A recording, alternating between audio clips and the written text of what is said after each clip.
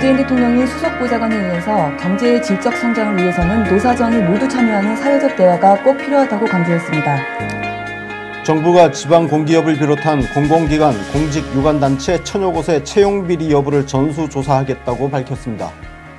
이명박 정부의 국정원이 이른바 보수단체에 공기업을 연결해서 스폰서 역할을 하도록 한 정황이 나왔습니다. 홍종학 중소벤처기업부 장관 후보자에 대한 억지 논란을 키우고 있는 야당과 언론이 또다시 인사참사라는 프레임으로 청와대를 비난하고 있습니다. 강경화 외교부 장관이 외교통일위원회 종합감사에서 에이펙에서의 한중 정상회담을 추진 중이라고 밝혔습니다. 자유한국당이 흥진호 납포 관련해서 문재인 대통령의 7일을 파헤치겠다며 이번 납포 사건을 세월호 참사에 빗대는 인면수심의 주장을 하고 나섰습니다. 청와대가 임종석 대통령 비서실장의 지방선거 출마설은 사실이 아니라고 밝혔습니다. 시청자 여러분 안녕하십니까? 권순옥 송은장의 문글 브런치입니다. 네. 10월 30일 화요일이고요. 드디어 10월이 오늘 끝입니다. 이제 네. 날짜가 너무 빠릅니다. 오늘 특히 이제 많이 들리는 노래가 있겠죠? 그때 하셨던 네. 노래 한 소절 하셔야죠. 네, 또 하라 그러면 또 못하시죠? 네, 오늘 흥이 나야 하는 거죠. 맞습니다. 그렇군요. 오늘 준비한 소식 첫 번째 소식부터 전해드릴게요. 어제 수석보좌관회의가 있었습니다. 네. 대통령 주재였고요. 이 자리에서 대통령께서 그 경제 이야기를 좀 하셨는데 경제 성장률에 대한 좀 자신감을 좀 보이셨어요. 네. 네. 어쨌든 지금 뭐 북핵 위기도 있고, 네. 야당과 언론이 저주를 퍼붓고 있고, 예, 그런 상황에서도 특히 또 전 정권, 박근혜 네. 정권이 다 망쳐놨잖아요. 맞습니다. 예, 그런 상황에서 어쨌든 지금 3, 4분기에 1.4%의 높은 경제 성장률을 기록을 했습니다. 네. 그리고 그래서 예, 네. 그래서 3%라는 목표. 목표치죠. 그러니까 원래 추경 예산안을 제출을 할 때 네.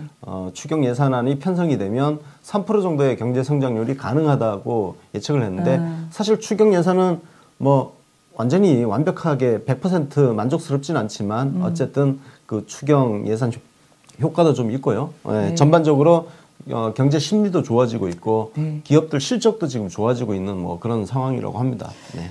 네, 맞습니다. 그러면서 이 얘기 하시면서 이제 사실 양적인 성장도 물론 뭐 몇 퍼센트가 올라가는 이런 것도 중요하지만 네.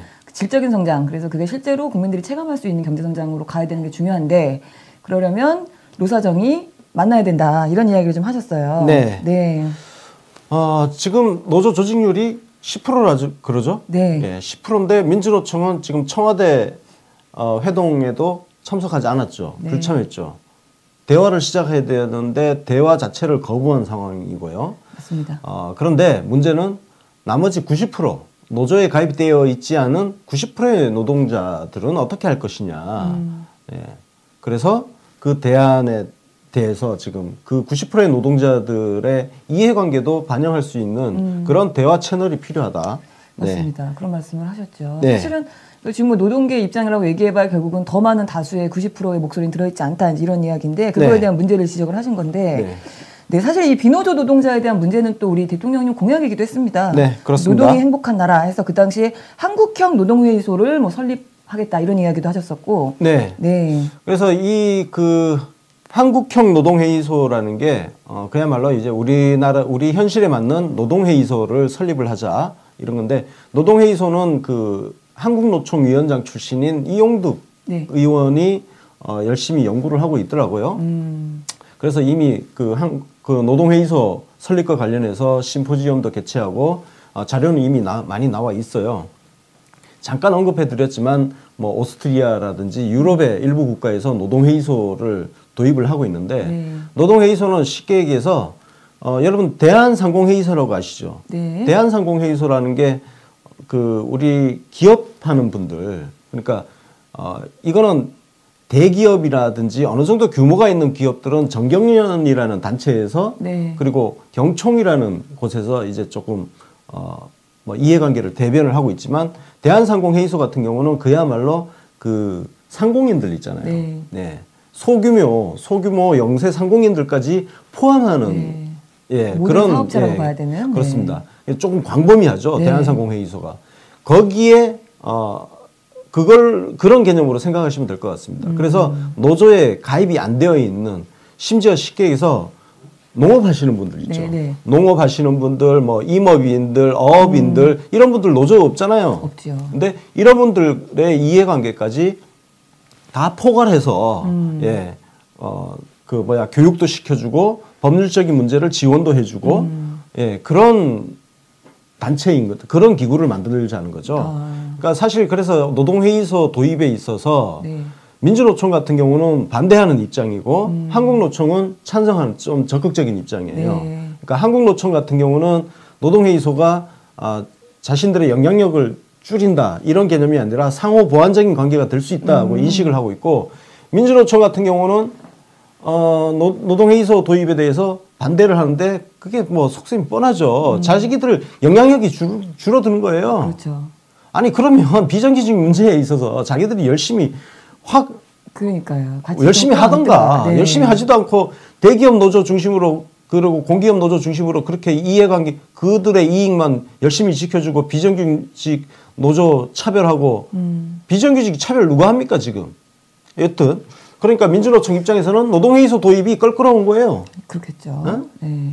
뭐 이런저런 반대 논리가 있는데 다 개소리고. 반대 논리 뭐 제가 얼핏 보니까 뭐 노조를 죽이려고 하는 거다. 뭐 일종 한마디로 그렇게 표현을 하던데, 네, 그러니까 본인들이 살기 위해서 이제 나머지 90%를 그럼 무시하자 이제 이런 얘기인가? 그렇죠. 들기도 하고. 그리고 그러니까 민주노총은 나머지 90%도 노조를 만들면 된다 이렇게 얘기하는데 그게 현실을 완전히 무시한 네, 얘기죠. 그럼요. 노조 설립이라는 게 쉬운 일이 아니에요. 맞습니다.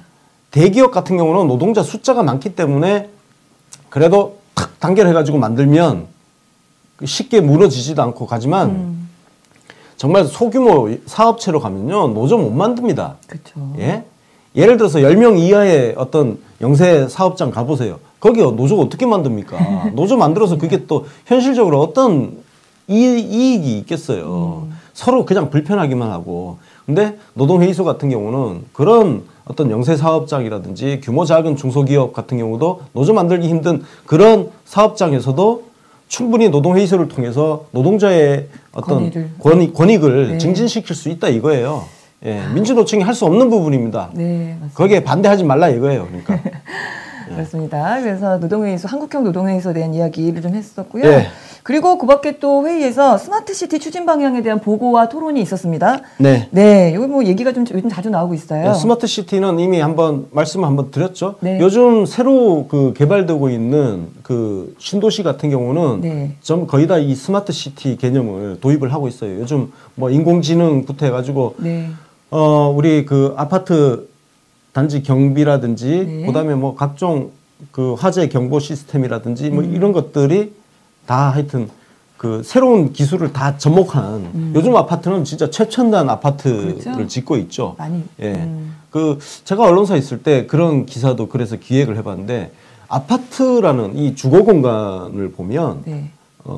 모든 최첨단 기술이 다 직접 집약되어 네. 있어요.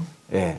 아파트 그래서 스마트 시티는 그야말로 도시 전체를 새로운 기술, 첨단 기술을 다 도입해서 접목시키는 그런 도시인데, 네. 어떤 상황일지 사실은 아파트 상상하니까 또 어떻게 될지 좀 상상이 가기도 하는데, 그래서 이 얘기가 어쨌든 지금 세계적 수준으로 스마트 시티를 일단 신규로 조성하겠다라는 사업 계획이 하나 나왔고요. 네. 그 다음에는 우리 뉴딜 정식 도시를 낡은 도시를 다시 재개발하는 뉴딜 정책이 있었잖아요. 네, 도시 재생 사업. 네, 그래서 스마트 도시 재생 시범 사업을 추진하겠다. 그래서 낡은 도시를 선정을 해서 거기를 스마트 시티로 다시 재개발을 하는 방식인 거죠.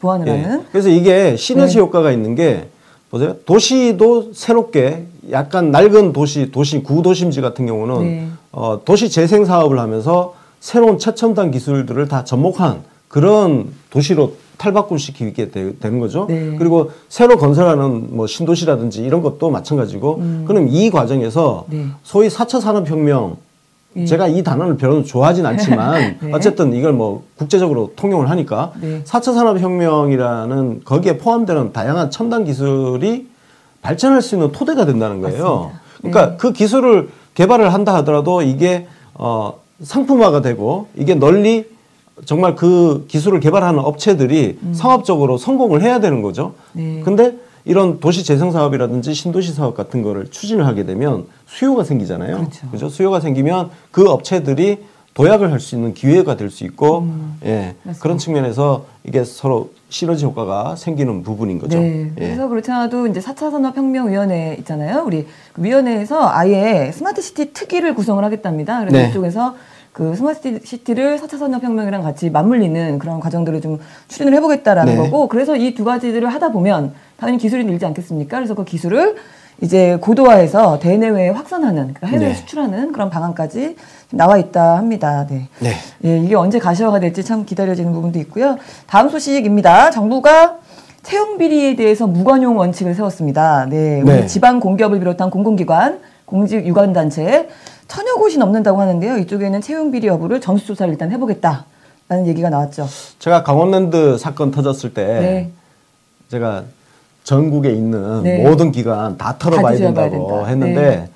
지금 다 현실화가 털겠다고 지금 하는 거거든요. 맞습니다. 예, 다 털어야 됩니다. 그 적폐라는 것이죠. 예, 쌓여진 패습이 대표적으로 힘 좀 있다는 사람들이 영향력을 발휘해가지고 공정한 선발 과정을 파괴시킨 거예요. 그렇죠. 그러니까 공정한 기회가 박탈된 수많은 청년들이 이 땅에 지금 존재하고 있는 거예요. 누군가는 불공정한 특권을 이용해서 손쉽게 지금 그렇죠. 입사를 한 거죠. 강원랜드가 그 대표적인 사례이고. 네. 근데 그 강원랜드만 그랬겠느냐? 그렇지 않다는 거죠. 이거는 우리가 상식적으로 추론을 해봤을 때 너무나 쉽게 짐작할 수 있는 거예요. 맞습니다. 각 지역에 국회의원부터 해서 자치단체장 뭐 힘 좀 꽤나 쓴다는 이 인간들이 그냥 있었겠냐는 거예요. 그 산하의 각 지역에 분산되어 있는 공기업이라든지 이런 거에다가 다 영향력을 발휘했을 가능성이 저는 거의 99%라고 확신을 합니다. 네. 이거 싹 다 뒤져가지고 부정 채용된 사람들 다 퇴사시켜야 돼요. 네. 맞습니다. 그게 정의를 바로잡는 길입니다. 뭐 그렇구나. 이미 입사해서 열심히 하고 있는데 그걸 어떻게 퇴사시키냐? 입사 못한 사람들은 어떻게 하라고? 그러니까 이건 말도 안 되는. 이게 성공한 쿠데타는 처벌할 수 없다. 이 논리하고 똑같은 거예요. 부정한 방법을 이용해서 이미 입사를 했으니 퇴사는 안 된다고? 말도 안 되는 소리 하지 말라 이거고. 그런 것들을 다 바로잡는 것이 정의를 바로 세우는 길이고, 정말 실업 문제 때문에 시리에 빠져 있거나 조금 좌절하거나 했던 이 땅의 청년들한테 그래도 이 나라가 아직은 살만한 나라, 희망이 있는 나라다라는 메시지를 주기 위해서라도 부정 채용된 사람들은 전원 다 퇴사 조치를 해야 됩니다. 네, 맞습니다. 그렇지 않아도 이제 그런 이야기가 나왔죠. 김동연 부총리가 일단은 해당 기관, 모든 기관에 대해서 과거 5년 동안의 채용을 점검을 하겠다. 그래서 비리 연루자가 발견되면 그 직급과 보직에 상관없이 다 일단 업무에서 즉시 배제. 그 다음에 비리를 뭐 청탁했거나 하여튼 관련자들은 지위 고하를 막론하고 원 스트라이크 아웃제를 도입을 하겠다라고 이야기를 했고요. 네. 그리고 지금 어마어마합니다. 무섭더라고요. 제가 이게 지금 뭐냐면 장관들을 모아서 부처 합동으로 지금 그 김동연 부총리가 회의를 한 겁니다. 네. 근데 그 내용 이에 대한 결과인데 인사를 청탁한 사람들 일단 신원을 다 공개하겠다. 네. 신분을 공개해야 됩니다. 네, 그리고 범죄자들이에요, 아주. 그러니까요. 그리고 그 연루된 과정에서 당연히 성과급이 있었을 거 아닙니까? 네. 개인의 성과급 다 환수 조치하겠다. 그 다음에 관련돼 있는 그 기관은 경영평가 등급을 다 조절해서 낮춰버리겠다. 네. 뭐 이런 얘기도 있고요. 기관장하고 감사들의 그 연대 책임제. 그래서 기관장이 만약에 문제가 생기면 그 기관장이 같이 연대 책임지는 그런 방법들도 지금 얘기가 나와 있고, 뭐 어마어마합니다. 무섭습니다. 거의. 예. 그다음에 향후 5년간 적발된 사람은 향후 5년간 공공부문 입사 지원 자격 박탈. 그러니까 아예 입사를 못하게 하는 거죠. 공공기관은. 그리고 제가 말씀드린 게 있네요. 채용된 합격자 역시 퇴출을 원칙으로 한다. 네, 맞습니다. 예. 전원 퇴출, 네, 그렇게 한다고 하고. 예. 물론 그 과정에서 자기가 누구의 청탁으로 입사를 했다는 걸 모르는 사람이 있을 수도 있어요. 네.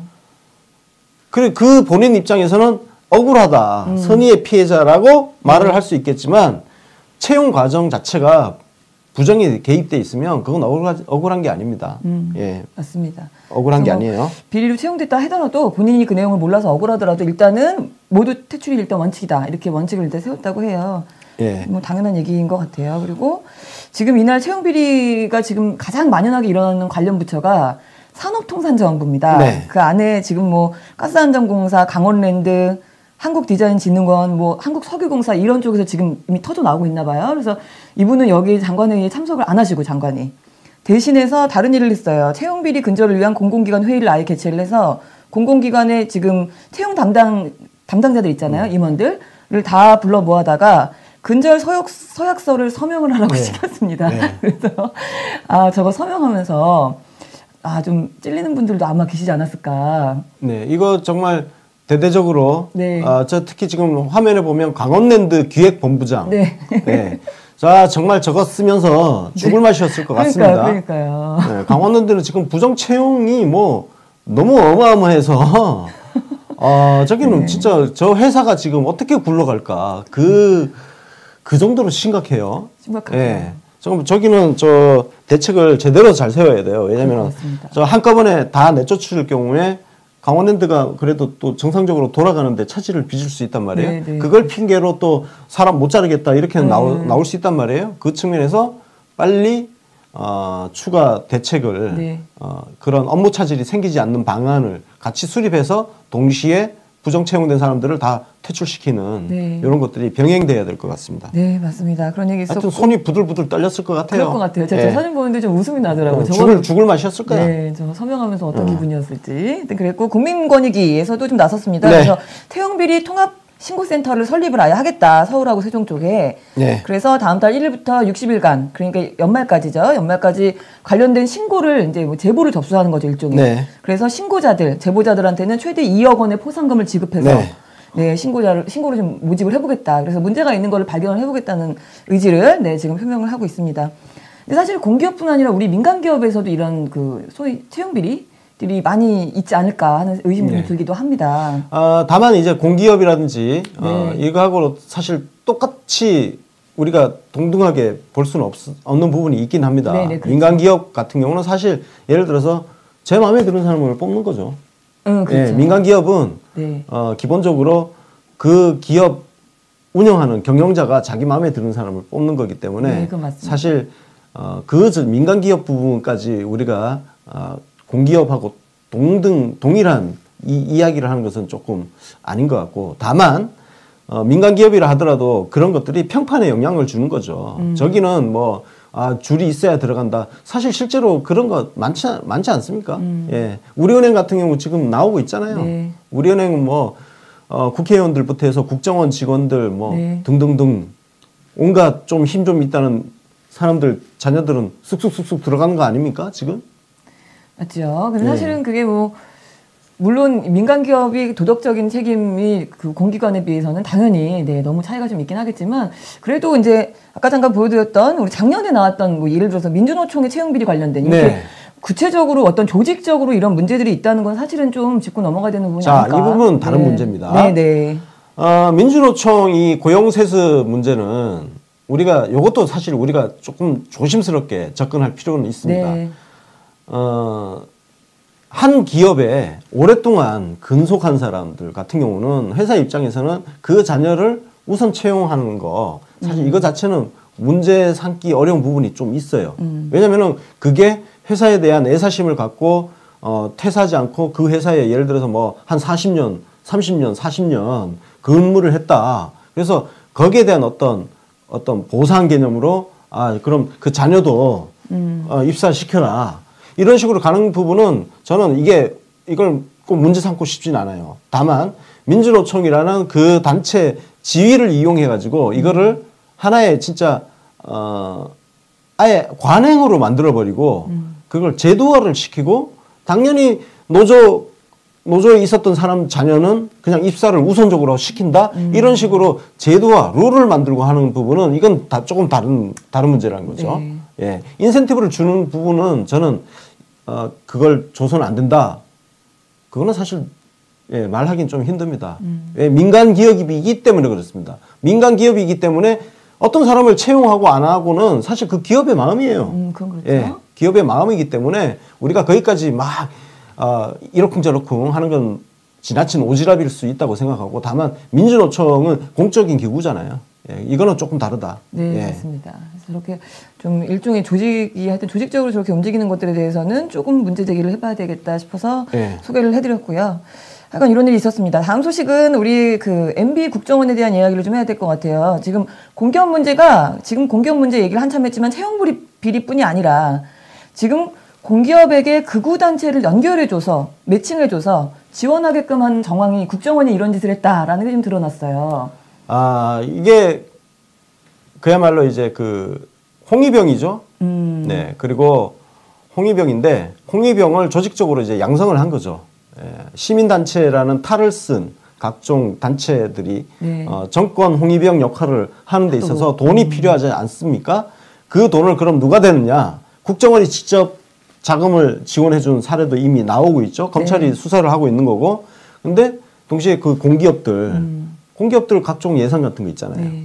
그거 동원해서 짝짓기 딱 해줘가지고 니들은 저기를 맡고 니들은 저기를 맡고 일종의 분담을 한 겁니다.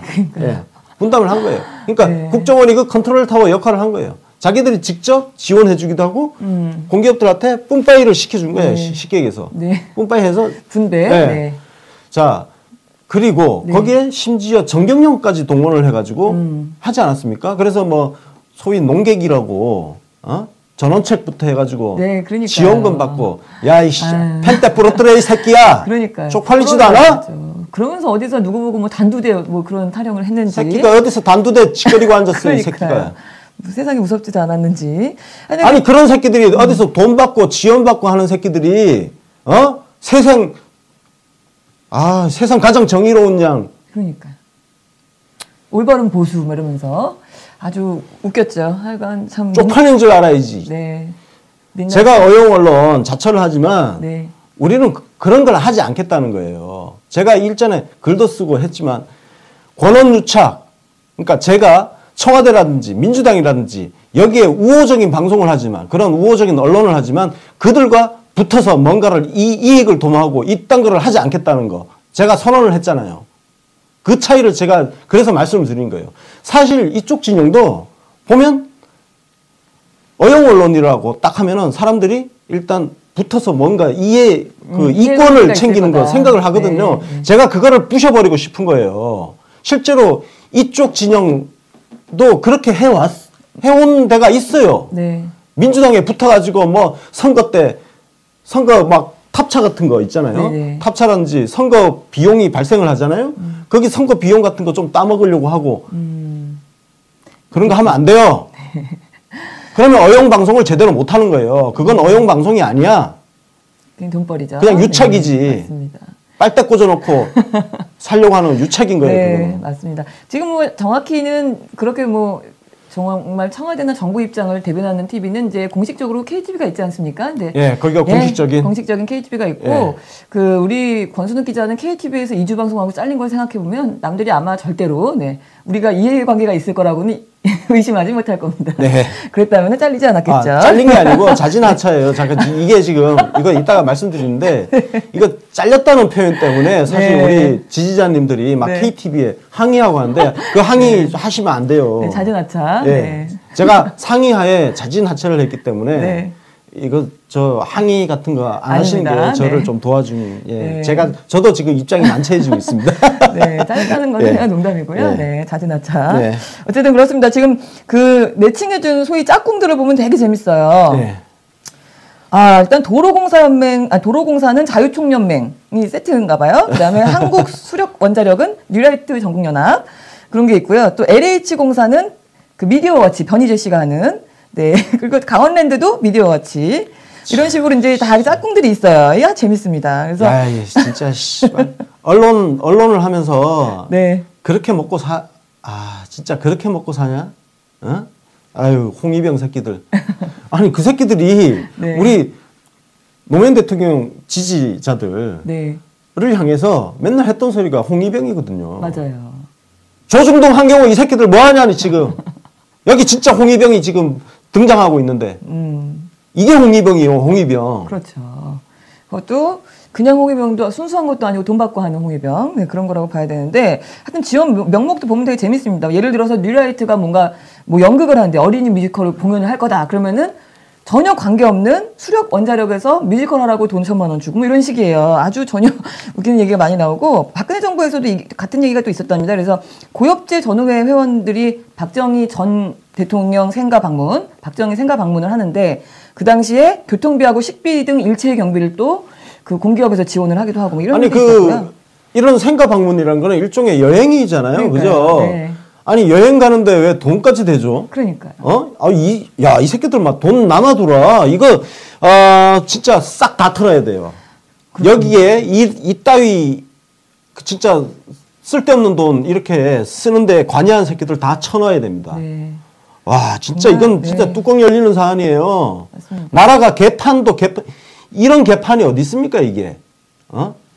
엉망진창이죠, 진짜. 이씨, 한마디로 진짜. 그냥 이게 국정원에서 지금 TF가 지금 구성이 돼서 지금 조사 중이잖아요. 국정원 TF에서 이게 지금 하나씩 그냥 드러나고 있는 상황인데 그거 말고도 지금 너무 많습니다. 예를 들어서 박근혜 국정원에서는 지금 CJ 사찰했다. 뭐 그래서 우리 어제 뭐 나영석 PD 1박 2일 뭐 했던 나영석 PD도 좌파로 찍어놨다. 뭐 이런 이야기도 나오고. 그러니까 국정원이 아예 우리가 블랙리스트를 지금 문체부에서 갖고 있었다고 알고 있었는데 그게 아니라 국정원 블랙리스트가 따로 있던 겁니다. 그래서 CJ뿐 아니라 뭐 문화예술단체에 관련된 사람들 중에서 소위 말하는 좌성향 단체 15곳, 그 다음에 문제인물 249명을 블랙리스트로 작성해서 국정원 블랙리스트가 따로 있었다. 이런 얘기도 나오고 오늘 새벽엔 또 다른 게 하나가 불거졌는데요. 이거는 국정원 특수활동비가 있잖아요. 우리 국정원에도 활동비가 가잖아요. 그거를 다시 박근혜가 상납을 받았답니다. 뭔 말인지 아시죠? 야 이게 무슨 뭐 리베이트냐? 그러니까 이 국정원 특수활동비가 영수증 없는 돈이다 보니까 네네. 뭔 짓을 하고 그러니까 개인적으로 그냥 자기 생활비로 써도 아무 문제가 없는 그런 돈인 거예요. 이거는 말도 안 되는 일이죠, 사실은. 그러니까 나라에서 이거 국정원 돈을 주고 국정원이 다시 청와대 박근혜에게 상납하는데 상납 비용도 굉장히 큽니다. 1년에 10억씩 지금 연간 4번 총 40억이 지금 그 상납이 됐다라는 얘기가 좀 나왔어요. 네, 이거는 뭐 검찰이 수사해서 어디까지가 팩트인지는 네. 사실관계는 검찰 수사 결과를 봐야 지켜봐야 되겠죠. 되겠지만 네, 이건 이제 진술이 나온 거니까. 자, 이것도 하여튼 보고 이 블랙리스트 같은 경우는 국정원만 갖고 있었겠습니까? 제 짐작으로는 예를 들어서 청와대에서 블랙리스트를 작성하고 이거를 검찰, 경찰, 검찰 뭐 싹 다 공유를 하지 않았을까요? 그리고 자체적으로도 또 거기에다가 업데이트해서 자체적으로도 리스트를 만들어서 갖고 있었을 가능성이 있고. 이 문제는 그리고 이 수많은 공기업에서 그 홍보실 쪽이 아마 그 예산을 담당해서 뭐 미디어워치부터 해서 시민단체 집행을 했을 텐데, 이 새끼들은 일제시대 때 그 부역자하고 같은 새끼들이에요. 세상이 바뀔 줄 모르고 이렇게 철저히 부역하면서 양심 선언하는 새끼가 한 명도 없었어. 예? 이 짓거리를 하면서 양심 선언하는 새끼들이 한 명도 없었다는 거예요. 나쁜 새끼들이야, 니들은. 이 새끼들은 하여튼 그 예산 집행 과정에 사인하고 관여했던 새끼들 다 발본색원 해가지고 사직서 받아야 됩니다. 맞습니다. 참 심각한 국정원이 너무 많이 참 심각하더라고요. 이게 뭐 이렇게 외부에서 들어가서 조사하는 것도 아니고 자체 TF에서 조사하는 건데도 지금 나오는 게 이 정도라서 놀라운 부분도 좀 있고요. 그리고 또 그런 좀 무서운 뉴스도 하나 있었죠. 국정원 관련해서 댓글 수사 방해에 그 조사받던 어떤 국정원 직원이 숨진 채로 발견됐다. 그래서 직원이 변호사라고 국정원에 파견됐던 변호사라는 거죠. 네. 예. 근데 뭐 차 안에 무슨 번개탄 펴놓고 뭐 숨진 채로 발견됐다. 무서운 동네야. 왜냐면 국정원 쪽은 뭔가 수사가 들어오고 하면 번개탄 피워서 차 안에서 죽는 사람들이 그러니까요. 참 무섭죠? 네. 그죠? 무서운 일이 많이 생깁니다. 그 죽음도 하여튼 한번 그 이유에 대해서 좀 자세하게 무슨 말 못할 일이 있었길래 예, 어떤 비밀을 갖고 있었길래 죽음을 선택을 했을까 이런 거에 대해서 우리가 좀 궁금합니다. 예. 맞습니다. 하여튼 뭐 비슷한 연루되어 있는 사람들 중에서 사망자가 너무 많이 나오니까 아직 정말 호러물이다 그런 생각이 좀 들기도 합니다. 네. 하여튼 이런 정부들을 만들어놨던 이 야당 뭘 잘했다고 계속 떠들고 있습니다. 다음 소식인데 홍종학 중소벤처기업부 장관 후보자를 논란을 키우려고 지금 굉장히 애를 많이 쓰고 있죠. 시도가 계속되고 있는데 네. 지금 뭐 국감에 복귀해갖고 자유당 하라는 국감은 안 하고 엉뚱하게 홍종학 물어뜯고 있어요. 계속 국감장에서도. 일단은 지금 그 어제 설명드렸던 재산증여 뭐 이런 문제에 더해서 지금 쪼개기 증여라는 프레임을 또 이상한 프레임을 갖고 나왔어요. 참 말 만드는 거 보면은 네. 쪼개기 증여면 네. 우리 그 상속 같은 경우는요. 네. 과거에는 아들, 장남이 혼자 상속하는 경우가 많았잖아요. 네. 그 다음에 출가한 딸은 상속을 안 해주고 그랬죠. 근데 지금 현행 민법을 보면 민법은 아들, 딸 구별 없이 있잖아요. 맞습니다. 이걸 n분의 1로 상속을 하게 해놨어요. 근데 이게 강제하는 건 아닌데 하여튼 법률이 그렇게 해놔가지고 네. 누구든지 상속받지 못한 사람은 그 n분의 1을 요구를 할 수 있어요. 그렇죠. 예, 요구를 할 수 있습니다. 출가한 딸도 마찬가지고 남녀 평등 차원에서 자 지금 쪼개기 증여 딱 하니까 말이 마치 엄청나게 편법을 쓴 것 같은데 이 홍종화 후보의 장모님이 그냥 골고루 나눠준 거예요. 네. 골고루 나눠준 거예요. 아들, 딸 거기에 아들, 딸 그리고 외손녀까지. 이게 쪼개기 증여라는 거야. 아니 말을 어떻게 이렇게 붙이죠? 그러니까. 너무 정상적이지 않습니까? 네. 평등하게 거기에 심지어 외손녀까지. 이제 나중에 돌아가셨을 때 네. 상속하는 네. 이것과 달리 네, 그렇죠. 지금 좀 편찮으셨대요. 네, 네. 홍정학 후보 장모님이 좀 편찮으신 상태라 가지고 이걸 미리 물려주려고 시계에서 골고루 나눠준 거예요. 거기에 외손녀 목까지. 외손녀 이쁘잖아요. 그러니까 아니 너도 일부 요렇게 너 가져가서 너 앞으로 뭐 떼주면 아무래도 경제적으로 좀 도움이 될 거 아니에요. 이게 뭐가 문제야? 그러니까요. 지금 뭐 하는 얘기는 그거죠. 만약에 딸한테 물려줄 거면 지금 총 34억 원 정도를 다 더하면요. 홍종학 후보의 가족을 다 더하면 34억 원 정도를 받았는데 그거를 딸한테만 딱 물려주면은 증여세가 많이 나오니까 10억씩 이렇게 쪼개서 준 거 아니냐 지금 그런 얘기를 하는데 그거는 원래 그렇게 합니다. 지금 이게 왜 증여세가 구간별로 세액이 좀 다르잖아요. 세율이 다르기 때문에 이제 10억 미만으로 증여로 분할을 나눈 거예요. 근데 저거는 누구나 하는 절세 방법이고요. 우리 아예 나와 있기도 하죠. 우리 국세청 홈페이지 이런 데 가보면 매뉴얼로 있어요. 그래서 절세 가이드 이렇게 해서 최대한 나눠서 증여하라고 권장을 하고 있습니다.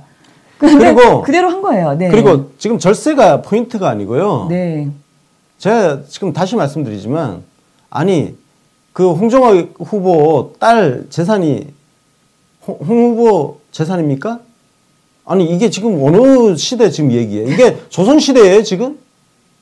내 재산은 내 재산이고 자식 재산은 자식 재산인 거예요. 이 사람아. 이 사람아. 누군가요? 지금 우리 부부 별산자 아닙니까? 부부 별산자이기 때문에 이게 헌법재판소에서도 부부 별산자가 이제 막 하여튼 합헌으로 지금 돼 있는 게 종합부동산세 부과할 때도요. 부부가 각자 가진 재산을 원래 합쳐서 하려고 했는데 이게 부부 별산제 위반된다 해가지고 그렇죠. 이걸 별개로 쪼개놨어요. 그렇죠. 심지어. 그럼요. 예. 이게 참여정부 당시에 종부세는 부부 다 합산해가지고 종부세를 부과를 처음에 했어요. 근데 헌법재판소에서 이건 부부 별산제에 위배된다. 부부는 각자의 재산이 있는데 왜 그걸 합산해서 세금을 부과하냐. 각각 부과해야 된다. 이렇게 된 거거든요. 아니 그러니까 지금 언론이 공격하는 포인트를 보면 외손녀한테 증여를 했는데 그 외손녀가 받은 부분이 왜 홍종학 의원 부부의 재산으로 그렇게 이야기를 하냐 이거야. 어느 시대 사는 새끼들아 이게. 그러니까요. 조선시대 사는 것도 아니고 최근 헌법재판소 판례도 무시하고 미친놈들 아니야 이게. 맞습니다. 언론들이 특히 아주 부추김이 대단합니다. 진짜 무슨 범죄를 저지른 것처럼 온통 그냥 그 자극적인 제목으로 기사들을 뽑아내고 있었고요. 그리고 또 다른 쟁점 하나가 더 있었죠. 참여정부를 비판했다라는 거에 대한 논란이 있어요. 네. 책인데요, 이게. 그 노무현 대통령 임기 말기죠. 2007년 11월에 나온 책이니까요. 근데 저 책의 내용이 이제 그 중에 노무현 대통령의 경제 정책에 대해서 좀 신랄한 비판을 하는 그런 내용이죠. 네. 그래서 그 저자를 보면 저 네. 곽정수라는 분은 한겨레에서 네. 재벌 전문 기자, 대기업 전문 기자 하시는 분이에요. 저분이 나름 전문성 있는 대기업 공격수 하는 한겨레 기자고 김상조 교수는 지금 현재 네? 공정거래위원장. 네, 재벌상조 예. 김상조. 네. 그리고 뭐 유정일 교수는 지금은 어떤지 모르겠지만 민주당 공천을 비례대표 지난번에 탈락해가지고 좀 삐치셨나 모르겠는데 하여튼 네. 지금은 국민의당하고 가까울 거예요. 예. 하여튼 참여정부의 경제정책에 대해서 비판적인 그런 논지죠. 네, 논지의 맞습니다. 책인데 네. 예, 우린 괜찮습니다. 참여정부를 비판을 했다 하더라도 그분들이 문재인 대통령 옆에서 그럼요. 도와주겠다고 나선다면, 그리고 대통령께서 참여정부를 비판했던 사람이라도 필요하다고 데려다 쓰신다고 한다면 참여정부를 비판했건 안 했건 그것은 우리한테 중요하지 않습니다. 예. 사실 저 책에 공적으로 지금 김상조 위원장이 들어가 있는데 뭐 김상조 위원장이 지금 잘하고 있지 않습니까? 일을 그런 부분도 있고, 그 참여정부에 대해서 사실 그 당시에 약간 분위기가 굉장히 혹독하게 막 비판하는 게 자기네들이 굉장히 좀 막 똑똑한 척하는 어떤 하나의 좀 분위기처럼 그렇게 돼버렸던 그 때였거든요. 그래서 그 분위기를 타고 뭐 이런저런 책들이 나왔던 것 같은데, 아니 뭐 그 야당하고 언론들이 언제부터 참여정부 편을 들어줬다고 이걸 가지고 문제 삼으면서 기사화하는지 신기하기도 합니다. 그러니까 우리가 속된 말로 굉장히 얍삽하죠. 진짜 얍삽합니다. 왜냐하면 저 새끼들이 참여정부를 정말 얼마나 비판을 했어요. 네. 그러면 근데 저거를 지금 탁 끌고 와가지고 야, 저 홍종학 참여정부 때 참여정부 엄청 비판하고 네. 했던 사람이야. 고나리질을 하는 거죠. 그렇죠. 그죠? 고나리질을 하는데 너무 얄팍하죠? 얄팍하지 않습니까? 그래서 웃깁니다. 우리는 상관이 없다고요. 네. 대통령께서 데려다 쓰시겠다는데. 그럼요. 참여정부 비판하던 사람들 청와대에 되게 많아요, 지금. 많죠. 네? 엄청 많죠. 참여정부 제가 혹독하게 까던 저 기자들 제가 케이스 일전에 얘기했잖아요.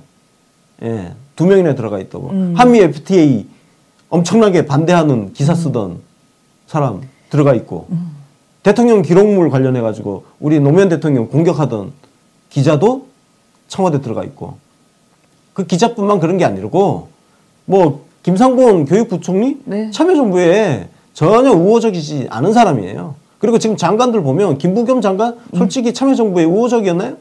아니에요. 그리고 장관이 한둘이 아니야. 사실 딱 그 성향으로 보면 참여정부에 우호적이었던 사람은 정말 희귀하죠. 예, 찾아보기 힘듭니다. 네, 맞습니다. 그래서 예. 우리가 처음에 답답하고 짜증도 났었잖아요. 친노 친문이 사실상 너무 많이 배제된 청와대라서 솔직히 좀 섭섭하기도 했었는데, 이번에도 제가 보기엔 전혀 문제가 안 되고. 근데 전혀 상관없다 이거예요. 네. 전 대통령님이 필요해서, 그리고 특히 대탕평을 실천하기 위해서 두루두루 사람을 데려다 쓰고 이렇게 하는 거 우리는 상관없다 이거예요. 왜 니들이 왜 난리쳐? 그러니까요. 참여정부 신나게 까던 것들이. 맞습니다. 우리가 괜찮다는데. 맞습니다. 저 책 나올 때 2007년 말이면 언론들이 정말 좌우할 거 없이 다 정말 눈 뒤집고서는 네. 노무현 대통령 때릴 때 아닙니까? 근데 네. 본인들은 마치 안 그랬던 것처럼 본인들도 기사 검색하면 다 나옵니다. 네. 하여튼 그래서 지금 이런 이야기들이 언론이 너무 많아요. 그래서 제가 좀 그냥 예를 들어서 홍종학 딱 검색해서 쫙 보면요. 다 완전 제목이 심각한데, 예를 들면은 한겨레 같은 경우는 또 인사 논란. 그러니까 논란이 마치 문제가 있는 청와대. 사설까지 썼더라. 네. 한겨레는. 그러니까요. 한겨레는 진짜 낄낄빠빠 모르냐? 그러게 말입니다. 낄낄빠빠. 정말. 이데일리 같은 경우는 커지는 홍종학 논란.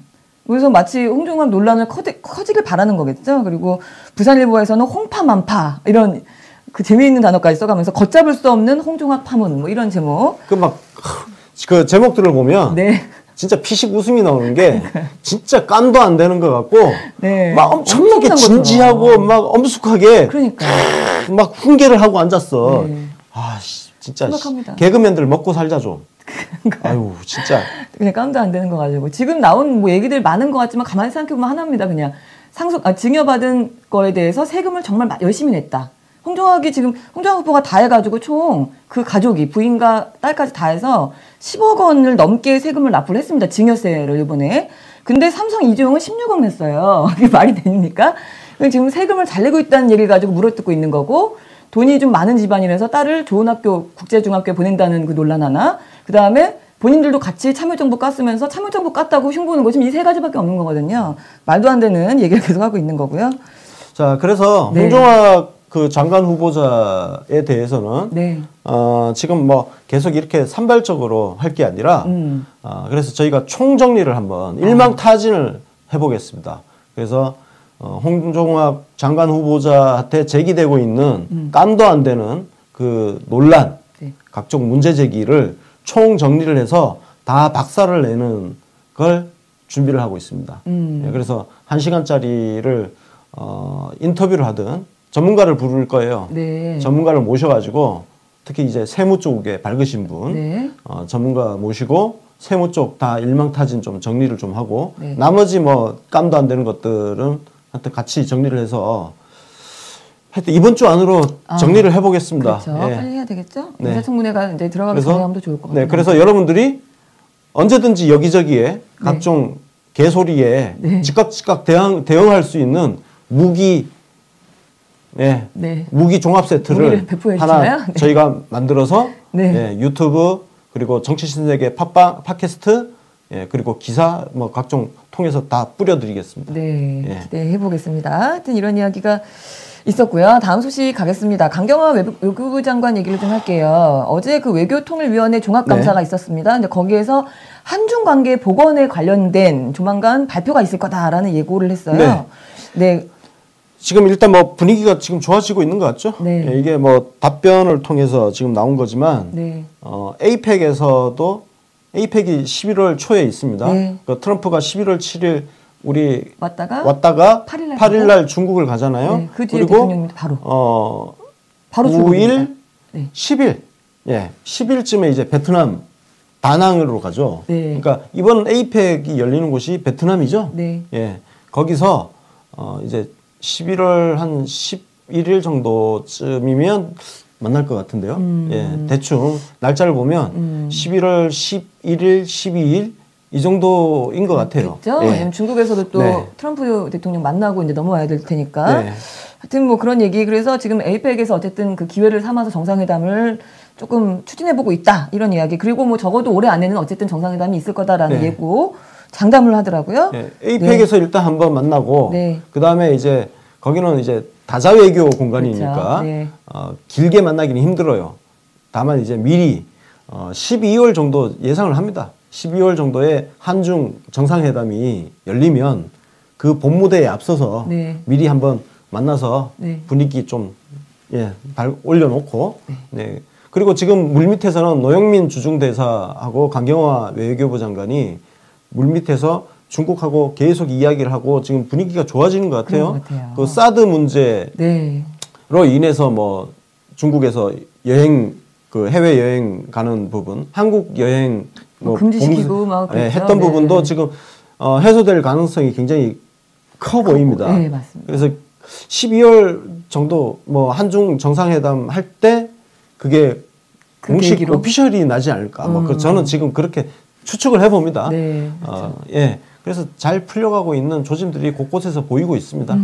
다행입니다. 사실은 뭐 중국과의 관계가 물론 경제적인 문제들도 크지만 그 북한과의 관계가 사실은 좀 더 얽혀있는 부분이 있다 보니까 일단 중국이랑 좀 우리가 말랑말랑해져야 또 북한도 조금 편안해지는 부분이 있을 텐데 그래서 그런지 하여튼 그 영향 때문인지는 몰라도 북한도 요즘 느낌이 조금 달라졌죠? 지금 최근 납포됐다가 돌아오는 흥진호를 보면은 그 굉장히 생각보다 빨리 됐어요. 그래서 빨리 돌아왔어요. 그래서 좀 북한의 기조가 변화가 있는 거 아닌가 하는 조심스러운 관측들도 나오고 있습니다.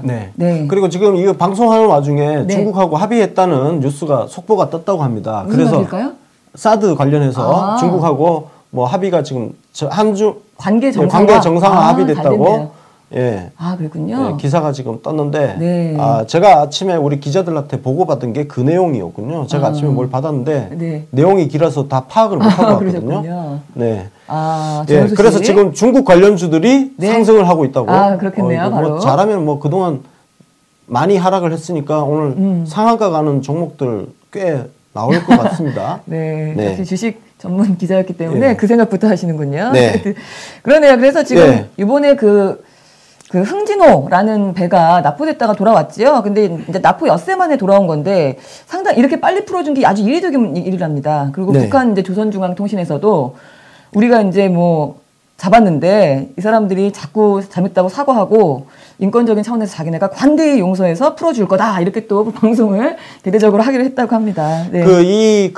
사실 이게 분단이 갖고 있는 우리의 좀 아픈 부분인데 네. 이 동서해안 특히 동해안 같은 경우는요. 네. 이 고기잡이 배가 자기들이 그 경계선 넘어서면 안 되는 그 선이 있는데 네. 고기군을 따라가다 보면 그렇죠. 그냥 자기들도 모르게 그냥 그 선을 넘어가는 경우가 생긴대요. 그럴 것 같습니다. 그러니까 또 선 넘어가면 네. 북한 입장에서는 이제 우리 쪽에서도 그걸 지켜보면서 네. 어선하고 아마 교신도 하고 할 겁니다. 넘어가면 안 된다. 조심해야 된다. 또 북한은 북한대로 쳐다보고 있다가 넘어오기만 해 이렇게. 넘어오면 바로 출동시켜가지고 배 끌고 오는 거죠. 네. 지금 이번 흥진호 사건이 아마 그런 과정에서 발생한 거 아닌가 그렇게 저는 짐작을 하거든요. 네. 그래서 근데 중요한 거는 어쨌든 끌고 갔으니까 조사를 하고 우리도 그건 마찬가지예요. 그럼요. 네, 우리도 북한 어선이 우리 경계선 넘어오면 우리 가서 끌고 오는 거예요. 당연히 그렇습니다. 끌고 와서 조사하고 또 조사해야 될 거 아니에요. 네. 어떤 뭐 간첩질 하려고 한 건 아닌지 뭐 무장 침투를 하려고 한 건 아닌지 이런 것들을 경위를 다 조사해야 되는 거죠. 네, 마찬가지로 그렇죠. 북한에서도 흥진호를 그런 식으로 조사하는데 한 엿새 걸리고 네. 지금 되돌아보냈다는 거죠. 네, 그래서 예. TV로 생색까지 팍팍 내면서 다시 되돌려서 보내주셔서 참 고맙습니다.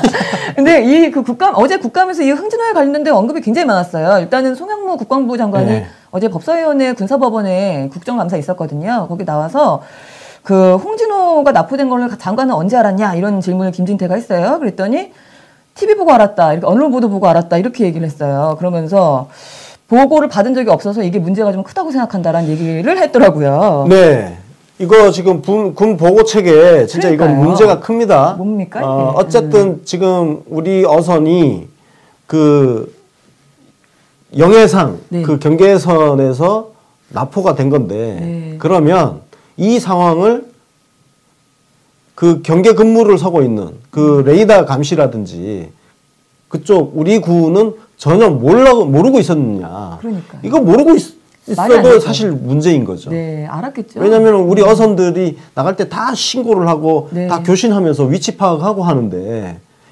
이거 끌려가는 거 모르고 있었다? 근데 알았음에도 불구하고 보고를 하지 않았다? 이거 다 문제예요. 이거는 문제. 군 지휘 체계에 대한 문제이기 때문에 송영무 장관도 지금 이 송영무 장관 답변을 보면 굉장히 화가 나 있는 것 같아요. 짜증나 있는. 보고받은 적이 없다. 문제가 크다고 생각한다. 이거 지금 저기 관련 부대 지휘관들 다 떨고 있을 것 같습니다. 그렇습니다. 네. 그래도 그 송영무 장관이 몰랐다면 당연히 해군 합참도 몰랐다는 얘기거든요. 네. 그러면 그 밑에 이제 그 관련된 부대에서 아마 적당히 그냥 입 다물고 있었던 건가? 뭐 하여튼 이해가 안 가는 네. 상황입니다. 그래서 이거는 정말 정확한 진상을 네. 한번 파악을 해봐야 될 것 같습니다. 네, 맞습니다. 뭐 네. 어쨌든 그래도 다행히 결과적으로는 무사히 빠르게 돌아와서 다행이긴 한데 이 홍진호 죄송합니다. 홍진호는 사람 이름이죠. 흥진호 납포 문제를 가지고 국감에서 또 엉뚱한 시비거리로 변질이 지금 계속 되고 있어요. 다음 소식인데 자유당이 그 어처구니 없는 프레임을 시도하고 있습니다. 제가 기가 막혀서 세월호 7시간이 문제가 아니라 흥진호가 납포되는 줄을 몰랐던 대통령의 7시간을 자기가 파헤치겠다. 이게 진짜 아무 말 대잔치인데요. 그냥 그러니까 국민을 정말 개돼지로 알고 막 떠들고 있는 거거든요. 이게 세월호 7시간이 문제가 된 거는 청와대가 갖고 있는 위기관리 매뉴얼에 따라서 청와대가 컨트롤타워 역할을 하면서 그 재난 상황을 어떻게 해결을 해야 된다는 그 문제 때문에 7시간이 문제가 된 건데 지금 이 7일이 마치 엄청난 그러니까요. 거기에 같이 지금 덮어 씌워서 같은 7이라고 갖다 때리고 그냥 붙이나 봐요. 뉘앙스 딱 얼핏 그냥 7일도 파헤쳐야 돼 하면 사람들한테 그냥 이미지만 딱 던지는 거예요. 안 좋은 이미지. 그렇죠. 그래 세월호 7시간도 했는데 저 7일 동안 몰랐단 말이야?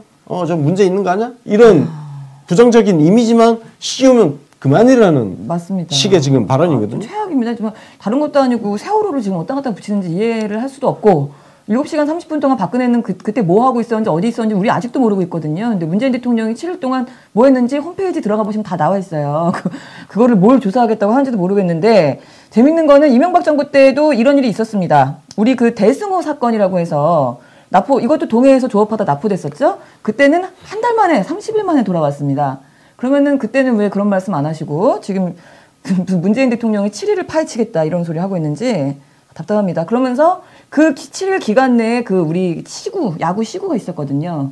또 그거 가지고 말도 안 되는 또 태클을 걸고 있는데 그걸 또 언론들은 신나게 받아주고 있어요. 그래서 제목이 어선이 납북됐는데도 대통령은 시구를 이런 거예요. 어쩌라고. 그러니까 참 걔 아무 말이나 막 떠들어도 이거를 육하 원칙에 의해서 쓰면 뭐가 문제 있어? 이런 식의 파렴치한 자세는 좀 버립시다. 그러니까 맨날 기레기 소리 듣지. 아니 좀 기사화를 할 만한 정상적인 발언을 기사화를 해야지. 이게 지금 어선이 납북됐는데도 대통령은 시구를 야, 이 새끼들아.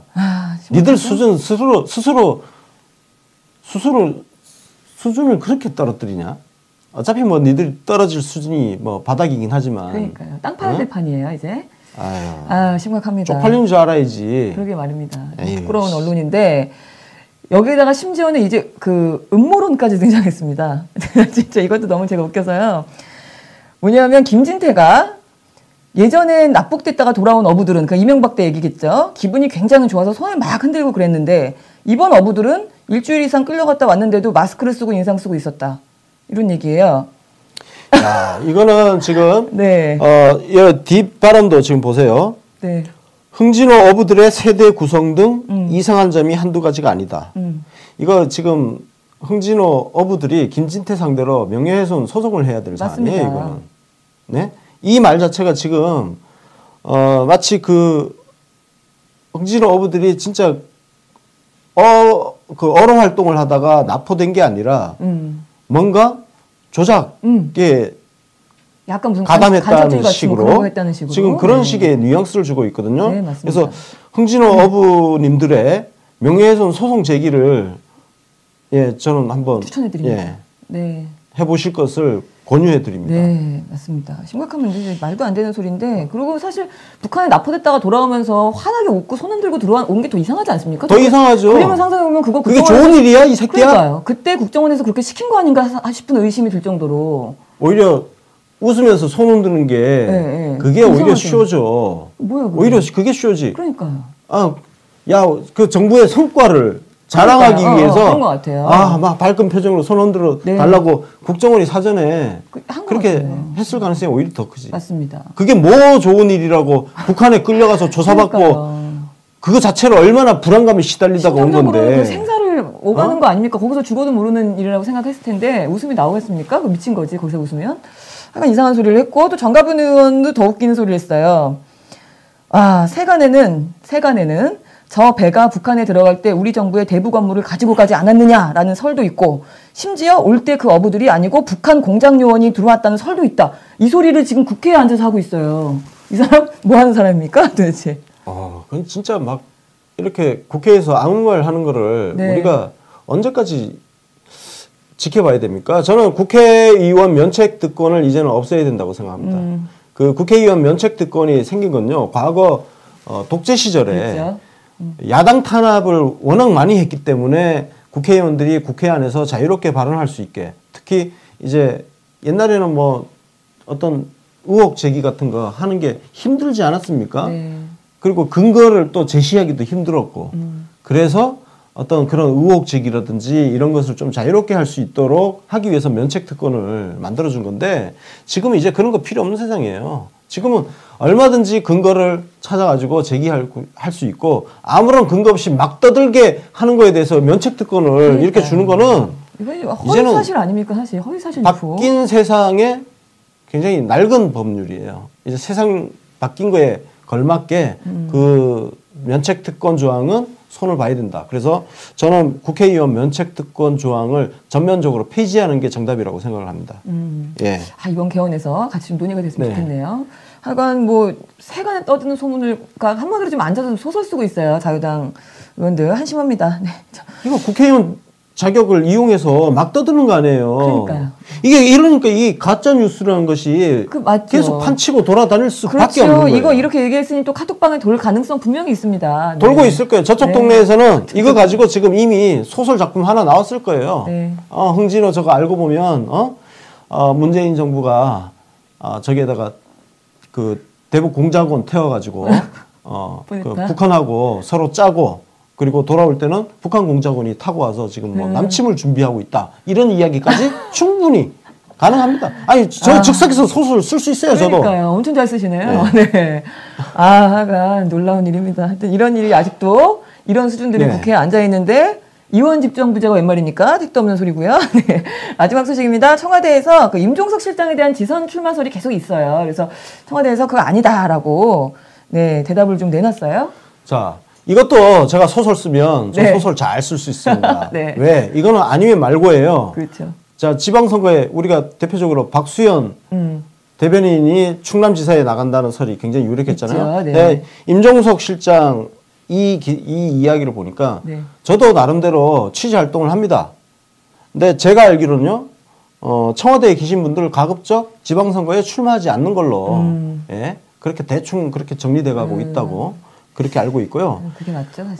그리고 지금 뭐 자꾸 뭐 추미애 대표 뭐 대구시장 대구시장? 출마해라 네. 이딴 소리 하고 앉았는데 택도 없는 소리입니다. 좀 안 됩니다. 격이 맞는 소리 하세요. 대구시장이라니요. 더불어 제1여당 그럼요. 대한민국 집권 여당의 당 대표가 맞습니다. 대구시장 장난해요 지금? 장난합니까? 네. 다음 대선 아니, 후보군에 들어가 있는 그러니까. 사람인데요. 네. 이거는 추미애 대표를 진짜 엿먹이는 거예요. 맞아요. 제가 기분 나쁘더라고요. 그 얘기 듣는데. 그 다음에 서울시장 출마설 계속 나왔었잖아요. 네. 뭐 그것도 이제 곧 뭐 추 대표가 본인이 입장을 거치를 밝혀야 명확하지만 제가 알기로는 출마 안 합니다. 예, 출마 안 하고 안 할 가능성이 높다. 예, 네. 안 할 가능성은 높아요. 네. 높고 지금 뭐 박수현 대변인 같은 경우도 네. 충남지사 얘기 계속 나왔는데 네. 박수현 대변인 며칠 전에 약간 힌트가 있었어요. 제가 페이스북에 청와대 그 대변인 역할 열심히 대통령 잘 모시겠다고.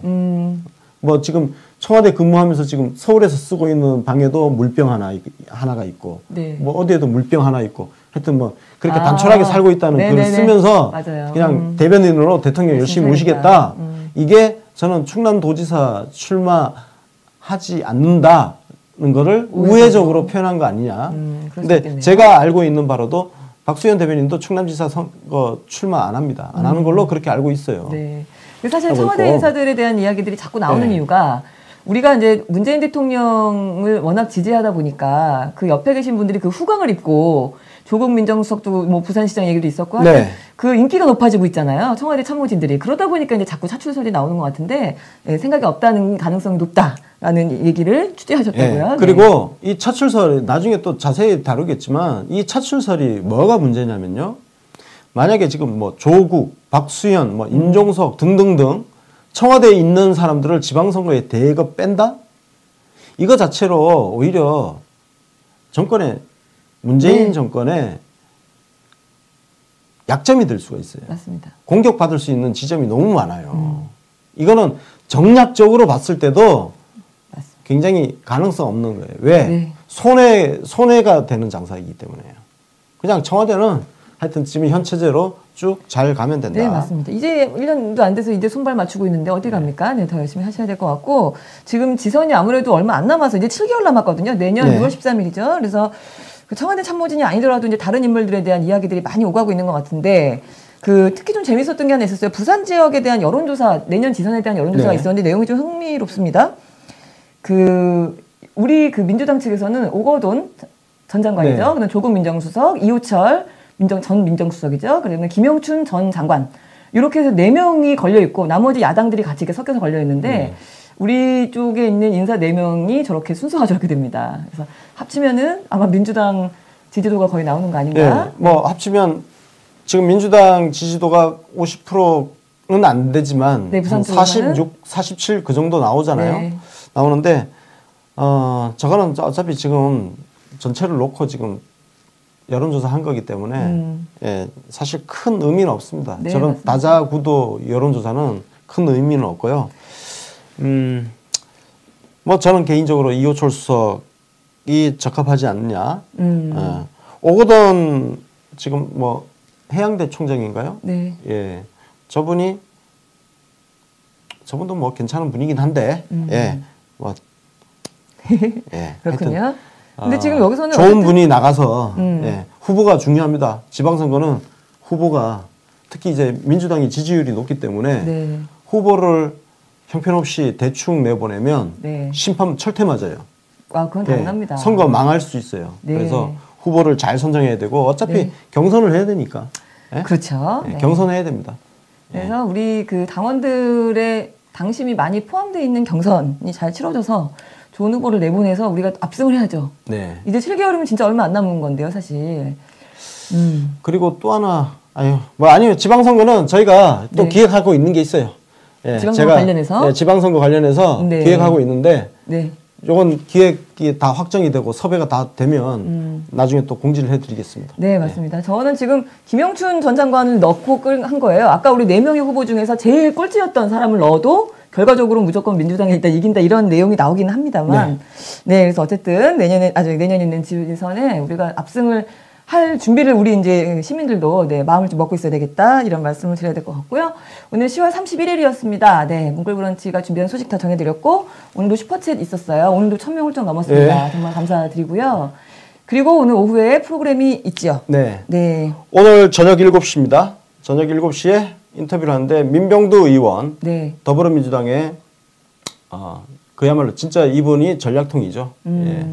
이분이 진짜 전략통인데 민병두 의원 모시고 네. 정계 개편과 관련해서 네. 이야기를 좀 해볼까 합니다. 정계 개편? 지금 자바국당도 지금 회오리에 지금 휘말렸잖아요. 네. 뭐 합당하네 마네 어쩌고 또 그 와중에 유탄이 우리한테 지금 튀게 돼 있잖아요. 네. 국민의당하고 뭐 합당해야 되는 또 일부에 예전에 추미애 대표 까던 애들 보면 문재인 대통령께서 뭐 국민의당하고 합당을 하려고 했는데 추미애 대표가 설치는 바람에 합당 네. 못하고 해서 저 추미애를 쳐내야 된다는 등 있던 논리가 있었지 않습니까? 그게 얼마나 개소리인지가 이번 인터뷰를 통해서 네. 예, 확인이 될 거고요. 그래서 그런 정계 개편과 관련해서 특히 이제 국민의당하고 뭐 합당, 연정 이딴 거 다 한번 정리를 한번 싹 해보겠습니다. 재밌겠습니다. 지금 자유당이 그렇지 않아도 내분이 시끌시끌하고 뭐 서로 막 막말 주고받고 난리가 났던데 예, 어떻게 될 정계 개편 재밌겠습니다. 평소랑 다르게 7시입니다. 우리가 원래 5시에 라이브를 많이 하는데요. 오늘은 7시 예, 7시에 했고요. 네, 있으니까 많이 좀 봐주시면 네. 좋겠고요. 그리고 한 가지 좀 안내를 드리자면 지금 추태성 위원장이 정발이 혁신보고회를 계속 진행 중입니다. 네. 이것 중에서 오늘은 광주, 두 번째 일정이죠. 광주에 저녁 7시고요. 여기 광주 시당에서 진행을 한다고 합니다. 그래서 혁신보고회에서 지금까지 있었던 그 내용들, 그 정발위에서 진행했던 것들에 대한 결과보고라고 보면 될 것 같아요. 그래서 광주에 계신 분들 많이 좀 참석해 주십사. 네, 안내를 드렸습니다. 네. 네. 자, 그리고, 네. 제가 그 KTV 하차한 거 가지고 지금 시끌시끌한데,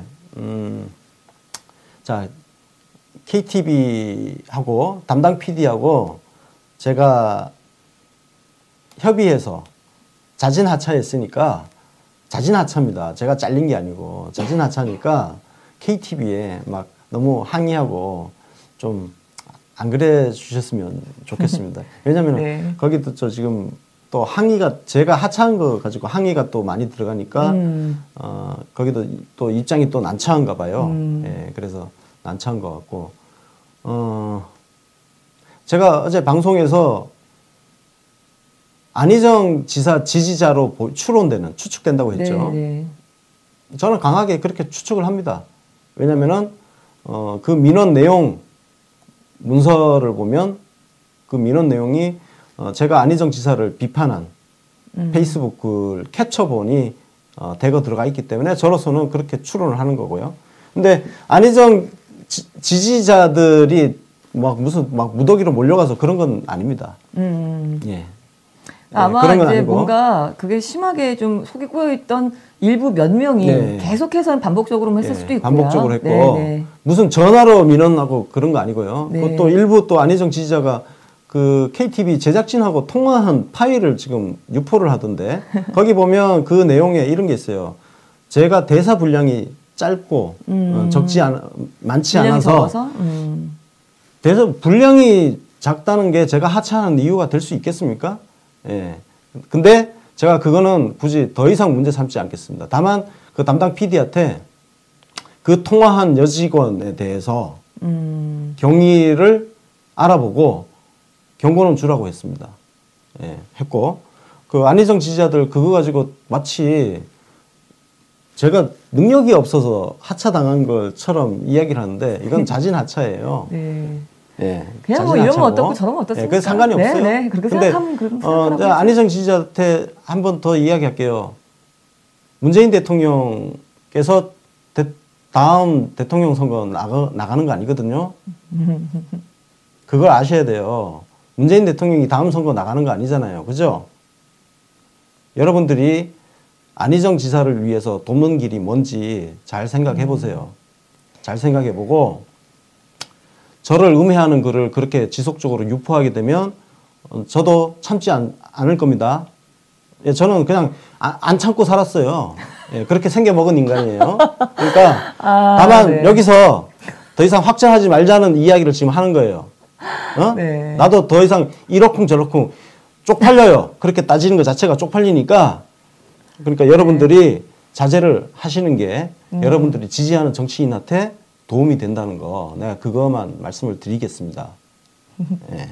네, 안 참고 사시는 권순혁 기자. 예, 그리고 하여튼 뭐 우리 제가 하차한 부분에 대해서 막 KTV 가서 밀어놓고 그렇게 그 하는 거 좀 이제 좀 예, 마음은 감사한데 좀 중단해 주시면 좋겠습니다.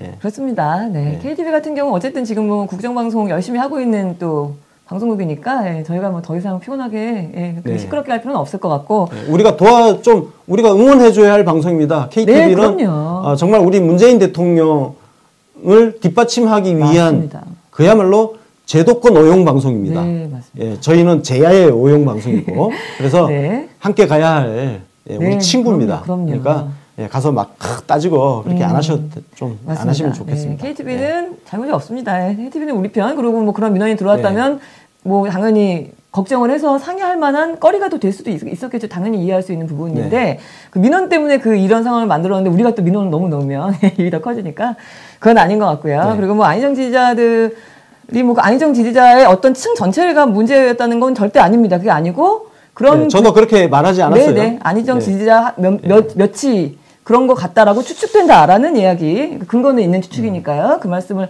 드린 건데 안희정 지지자들이 뭐라고 떠들든 능력이 있고 없고 떠들든 뭐 우리 그냥 웃고 넘어갈 수 있는 거잖아요. 네, 네. 너무 화 안 내셔도 그러니까 맞습니다. 예, 네. 제가 지금 화 안 내잖아요, 그죠? 네.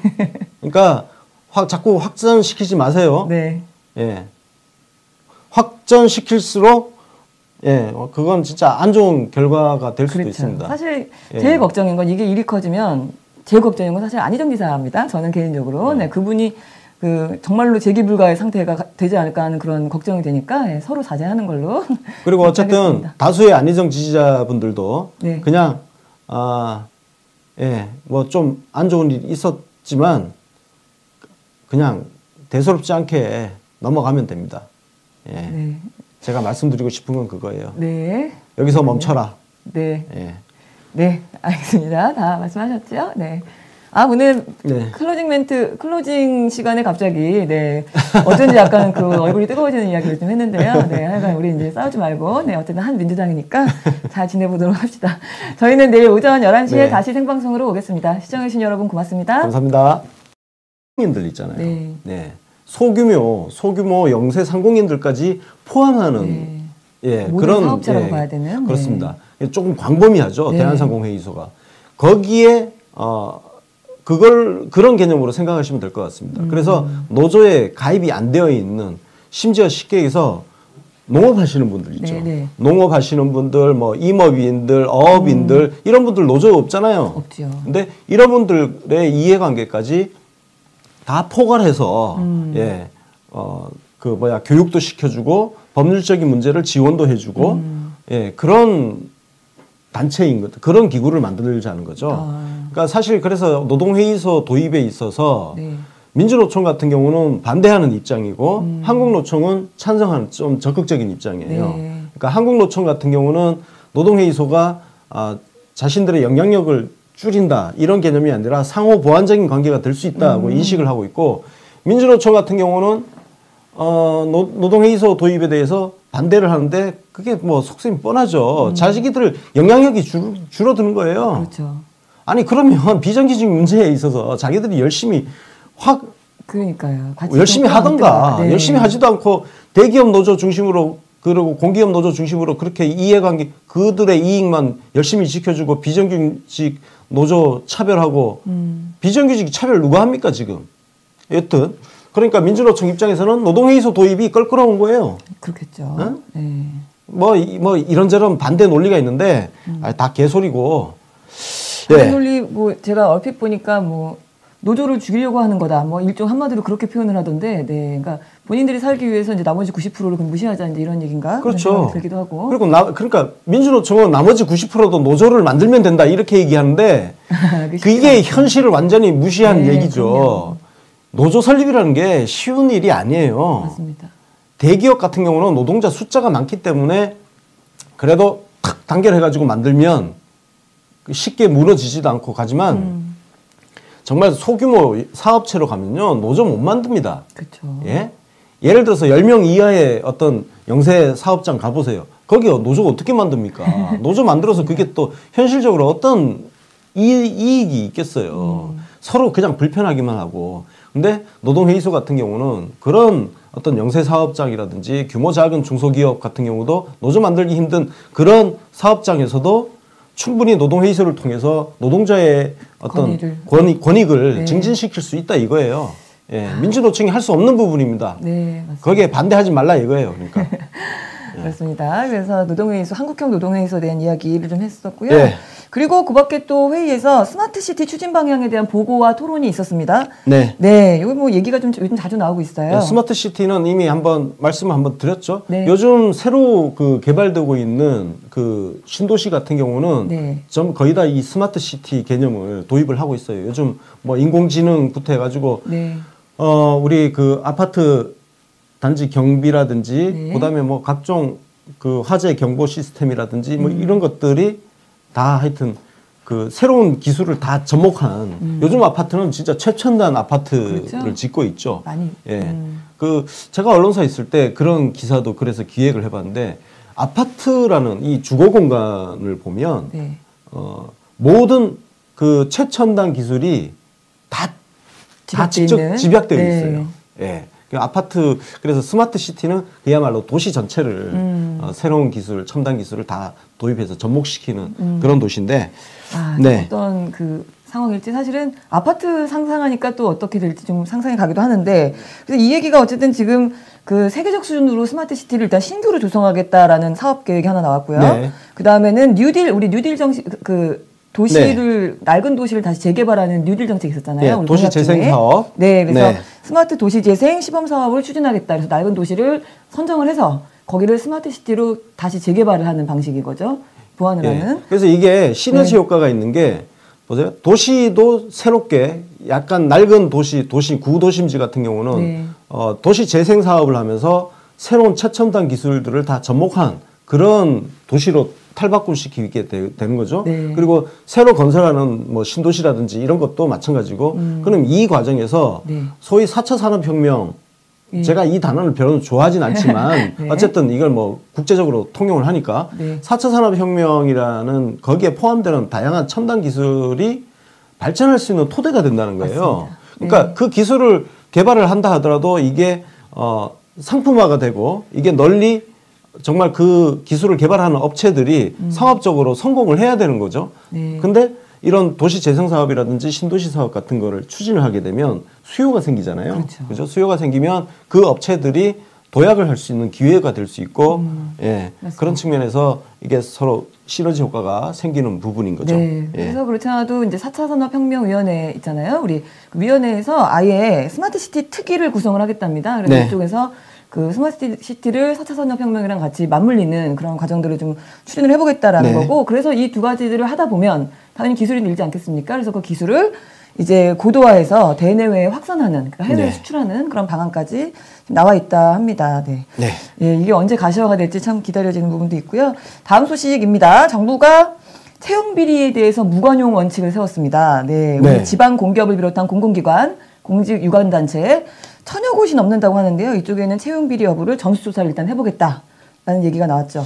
제가 강원랜드 사건 터졌을 때 네. 제가 전국에 있는 네. 모든 기관 다 털어봐야 뒤져봐야 된다고 된다. 했는데 네. 지금 다 현실화가 털겠다고 지금 하는 거거든요. 맞습니다. 예, 다 털어야 됩니다. 그 적폐라는 것이죠. 예, 쌓여진 패습이 대표적으로 힘 좀 있다는 사람들이 영향력을 발휘해가지고 공정한 선발 과정을 파괴시킨 거예요. 그렇죠. 그러니까 공정한 기회가 박탈된 수많은 청년들이 이 땅에 지금 존재하고 있는 거예요. 누군가는 불공정한 특권을 이용해서 손쉽게 지금 그렇죠. 입사를 한 거죠. 강원랜드가 그 대표적인 사례이고. 네. 근데 그 강원랜드만 그랬겠느냐? 그렇지 않다는 거죠. 이거는 우리가 상식적으로 추론을 해봤을 때 너무나 쉽게 짐작할 수 있는 거예요. 맞습니다. 각 지역의 국회의원부터 해서 자치단체장, 뭐 힘 좀 꽤나 쓴다는 이 인간들이 그냥 있었겠냐는 거예요.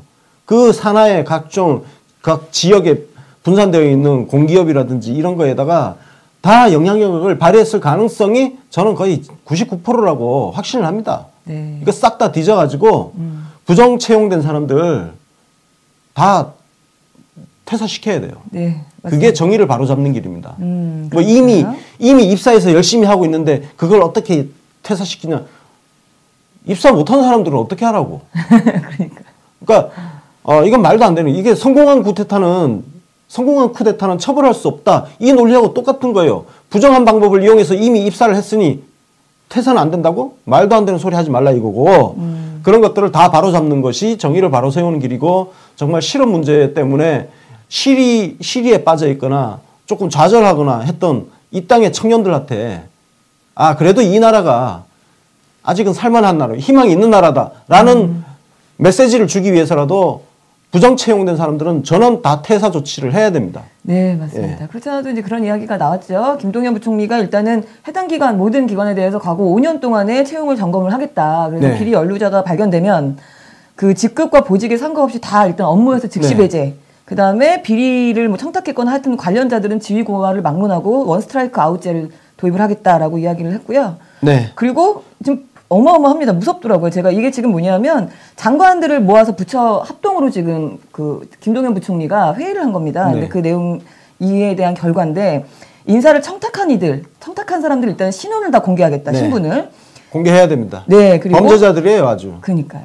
그리고 그 연루된 과정에서 당연히 성과급이 있었을 거 아닙니까? 네. 개인의 성과급 다 환수 조치하겠다. 그 다음에 관련돼 있는 그 기관은 경영평가 등급을 다 조절해서 낮춰버리겠다. 네.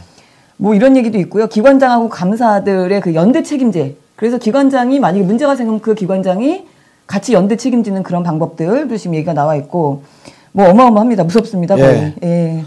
그다음에 네. 향후 5년간 그 적발된 사람은 향후 5년간 공공부문 입사 지원 자격 박탈. 그러니까 아예 입사를 못하게 하는 거죠. 공공기관은. 그리고 제가 말씀드린 게 있네요. 채용된 합격자 역시 퇴출을 원칙으로 한다. 네, 맞습니다. 예.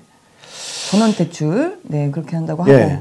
물론 그 과정에서 자기가 노조에 있었던 사람 자녀는 그냥 입사를 우선적으로 시킨다. 이런 식으로 제도와 룰을 만들고 하는 부분은 이건 다 조금 다른 문제라는 거죠. 네. 예. 인센티브를 주는 부분은 저는 그걸 줘서는 안 된다. 그거는 사실 말하기는 좀 힘듭니다.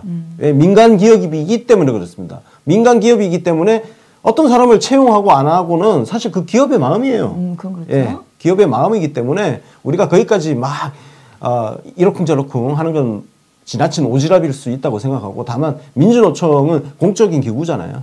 예, 이거는 조금 다르다. 네, 예. 맞습니다. 그래서 저렇게 좀 일종의 조직이 하여튼 조직적으로 저렇게 움직이는 것들에 대해서는 조금 문제 제기를 해봐야 되겠다 싶어서 예. 소개를 해드렸고요. 약간 이런 일이 있었습니다. 다음 소식은 우리 그 MB 국정원에 대한 이야기를 좀 해야 될 것 같아요. 지금 공기업 문제가 지금 공기업 문제 얘기를 한참 했지만 채용 비리뿐이 아니라 지금 공기업에게 극우 단체를 연결해줘서 매칭해줘서 지원하게끔 한 정황이 국정원이 이런 짓을 했다라는 게 좀 드러났어요. 아, 이게 그야말로 이제 그 홍위병이죠. 네, 그리고 홍위병인데 홍위병을 조직적으로 이제 양성을 한 거죠.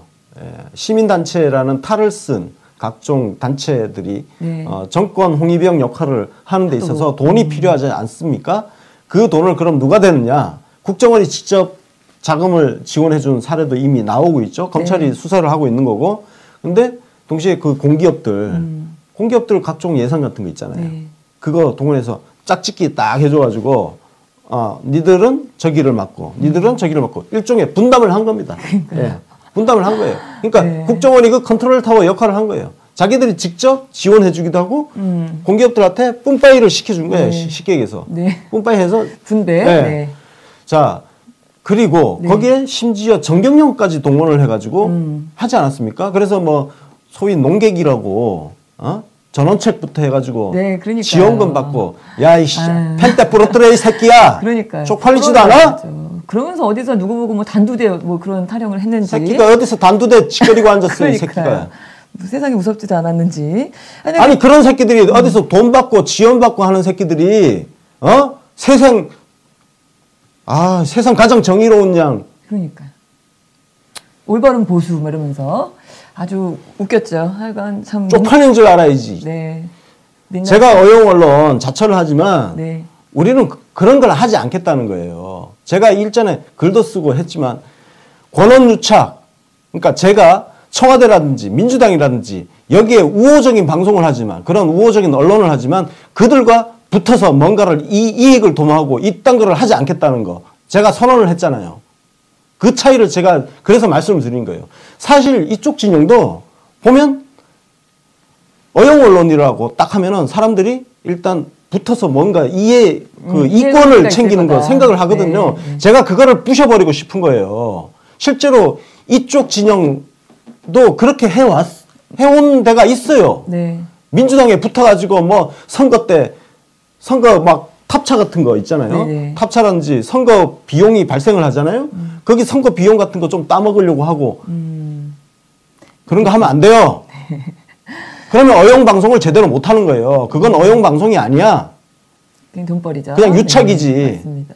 빨대 꽂아놓고 살려고 하는 유착인 거예요. 네, 그거는. 맞습니다. 지금 뭐 정확히는 그렇게 뭐 정말 청와대나 정부 입장을 대변하는 TV는 이제 공식적으로 KTV가 있지 않습니까? 네. 예, 거기가 공식적인 KTV가 있고 예.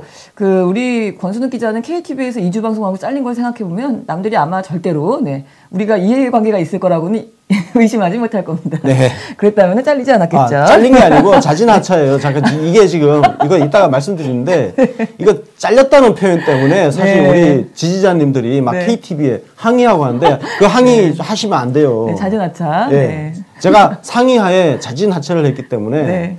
이거 저 항의 같은 거 안 하시는 아닙니다. 게 저를 네. 좀 도와주는 네. 저도 지금 입장이 난처해지고 있습니다. 네, 잘렸다는 건 네. 그냥 농담이고요. 네. 네, 자진하차. 네. 어쨌든 그렇습니다. 지금 그 매칭해준 소위 짝꿍들을 보면 되게 재밌어요. 네. 일단 도로공사는 자유총연맹이 세트인가 봐요. 그 다음에 한국수력원자력은 뉴라이트 전국연합. 그런 게 있고요. 또 LH공사는 그 미디어워치. 누구의 청탁으로 입사를 했다는 걸 모르는 사람이 있을 수도 있어요. 네. 그리고 그 본인 입장에서는 억울하다. 선의의 피해자라고 말을 할 수 있겠지만 채용 과정 자체가 부정이 개입돼 있으면 그건 억울한 게 아닙니다. 예. 맞습니다. 억울한 게 그래서 아니에요. 비리로 채용됐다 하더라도 본인이 그 내용을 몰라서 억울하더라도 일단은 모두 퇴출이 일단 원칙이다. 이렇게 원칙을 일단 세웠다고 해요. 예. 뭐 당연한 얘기인 것 같아요. 그리고 지금 이날 채용 비리가 지금 가장 만연하게 일어나는 관련 부처가 산업통상자원부입니다. 네. 그 안에 지금 뭐 가스안전공사, 강원랜드, 한국디자인진흥원, 뭐 한국석유공사 이런 쪽에서 지금 이미 터져 나오고 있나 봐요. 그래서 이분은 여기 장관회의에 참석을 안 하시고 장관이 대신해서 다른 일을 했어요. 채용비리 근절을 위한 공공기관 회의를 아예 개최를 해서 공공기관에 지금 채용 담당자들 있잖아요. 임원들을 다 불러 모아다가 근절 서약서를 서명을 하라고 시켰습니다. 그래서 저거 서명하면서 좀 찔리는 분들도 아마 계시지 않았을까. 네, 이거 정말 대대적으로 저 특히 지금 화면에 보면 강원랜드 기획본부장. 네. 자, 정말 저거 쓰면서 죽을 맛이었을 것 같습니다. 그러니까요. 네, 강원랜드는 지금 부정 채용이 뭐 너무 어마어마해서 저기는 진짜 저 회사가 지금 어떻게 굴러갈까 그 정도로 심각해요. 심각하죠. 네. 저기는 저 대책을 제대로 잘 세워야 돼요. 왜냐면 저 한꺼번에 다 내쫓을 경우에 강원랜드가 그래도 또 정상적으로 돌아가는데 차질을 빚을 수 있단 말이에요. 그걸 핑계로 또 사람 못 자르겠다 이렇게 나올 수 있단 말이에요. 그 측면에서 빨리 추가 대책을 그런 업무 차질이 생기지 않는 방안을 같이 수립해서 동시에 부정 채용된 사람들을 다 퇴출시키는 이런 것들이 병행돼야 될 것 같습니다. 네, 맞습니다. 그런 얘기 있었고. 하여튼 손이 부들부들 떨렸을 것 같아요. 그럴 것 같아요. 제가 사진 보는데 좀 웃음이 나더라고요. 죽을 맛이었을 거야. 네, 저 서명하면서 어떤 기분이었을지. 그랬고 국민권익위에서도 좀 나섰습니다. 그래서 태용비리 통합 신고센터를 설립을 아예 하겠다. 서울하고 세종 쪽에. 그래서 다음 달 1일부터 60일간, 그러니까 연말까지죠. 연말까지 관련된 신고를 이제 뭐 제보를 접수하는 거죠, 일종의. 그래서 제보자들한테는 최대 2억 원의 포상금을 지급해서 신고를 좀 모집을 해보겠다. 그래서 문제가 있는 거를 발견을 해보겠다는 의지를 지금 표명을 하고 있습니다. 근데 사실 공기업뿐 아니라 우리 민간 기업에서도 이런 그 소위 채용 비리들이 많이 있지 않을까 하는 의심이 좀 들기도 합니다. 다만 이제 공기업이라든지 이거하고 사실 똑같이 우리가 동등하게 볼 수는 없는 부분이 있긴 합니다. 그렇죠. 민간 기업 같은 경우는 사실 예를 들어서 제 마음에 드는 사람을 뽑는 거죠. 그렇죠. 민간 기업은 기본적으로 그 기업 운영하는 경영자가 자기 마음에 드는 사람을 뽑는 거기 때문에 사실 그 민간 기업 부분까지 우리가 공기업하고 동일한 이야기를 하는 것은 조금 아닌 것 같고, 다만 민간 기업이라 하더라도 그런 것들이 평판에 영향을 주는 거죠. 저기는 뭐 줄이 있어야 들어간다. 사실 실제로 그런 거 많지 않습니까? 우리은행 같은 경우 지금 나오고 있잖아요. 우리은행은 뭐 국회의원들부터 해서 국정원 직원들 뭐 등등등 온갖 좀 힘 좀 있다는 사람들 자녀들은 쑥쑥쑥쑥 들어가는 거 아닙니까 지금? 맞죠. 근데 사실은 그게 뭐 물론 민간 기업이 도덕적인 책임이 그 공기관에 비해서는 당연히 너무 차이가 좀 있긴 하겠지만, 그래도 이제 아까 잠깐 보여드렸던 우리 작년에 나왔던 뭐 예를 들어서 민주노총의 채용비리 관련된 이렇게 구체적으로 어떤 조직적으로 이런 문제들이 있다는 건 사실은 좀 짚고 넘어가야 되는 부분이 아닐까. 이 부분은 다른 문제입니다. 민주노총이 고용세습 문제는 요것도 사실 우리가 조금 조심스럽게 접근할 필요는 있습니다. 한 기업에 오랫동안 근속한 사람들 같은 경우는 회사 입장에서는 그 자녀를 우선 채용하는 거 사실 이거 자체는 문제 삼기 어려운 부분이 좀 있어요. 왜냐면은 그게 회사에 대한 애사심을 갖고 퇴사하지 않고 그 회사에 예를 들어서 뭐 한 40년, 30년, 40년 근무를 했다. 그래서 거기에 대한 어떤 보상 개념으로 그럼 그 자녀도 입사시켜라. 이런 식으로 가는 부분은 저는 이걸 꼭 문제 삼고 싶진 않아요. 다만 민주노총이라는 그 단체 지위를 이용해 가지고 이거를 하나의 진짜 아예 관행으로 만들어 버리고 그걸 제도화를 시키고 당연히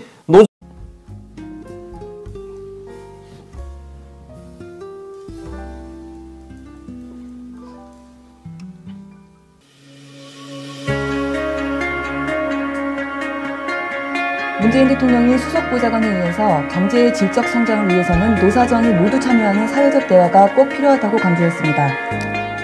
정부가 지방 공기업을 비롯한 공공기관, 공직 유관단체 천여 곳의 채용비리 여부를 전수조사하겠다고 밝혔습니다. 이명박 정부의 국정원이 이른바 보수단체에 공기업을 연결해서 스폰서 역할을 하도록 한 정황이 나왔습니다. 홍종학 중소벤처기업부 장관 후보자에 대한 억지 논란을 키우고 있는 야당과 언론이 또다시 인사참사라는 프레임으로 청와대를 비난하고 있습니다. 강경화 외교부 장관이 외교통일위원회 종합감사에서 에이펙에서의 한중 정상회담을 추진 중이라고 밝혔습니다.